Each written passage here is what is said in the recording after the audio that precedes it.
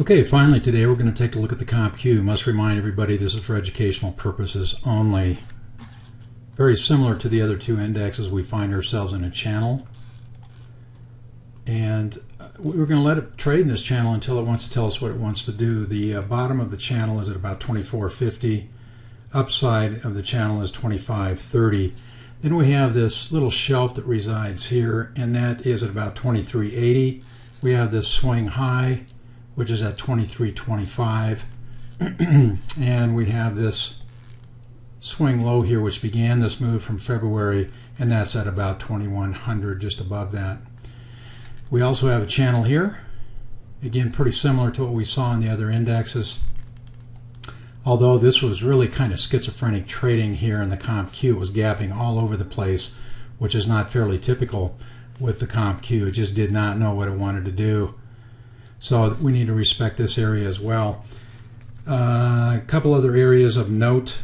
There was on the top side here, so that we understand what we were running into, why we kind of stalled here. There was a double top from December of 2007, and that was at 27.35. We also had a swing high from October of 2007 at 28.62. So those would be areas to the upside. Also resistance resided back in May of 2008 as well as February 2007 at 25.50. So those are areas of resistance on the upside. The stochastics again turned over quite nicely and came down out of the overbought area finally. And we also have the MACD that crossed over, as well as the histogram on the south side of the zero line.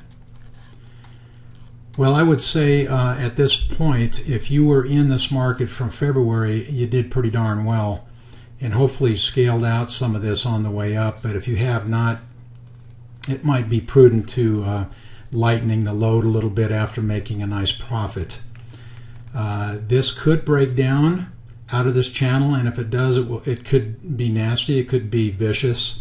So you need to be prepared for that. So if you're long delta, you probably need to neutralize that a bit, or maybe even go short delta and get hedged.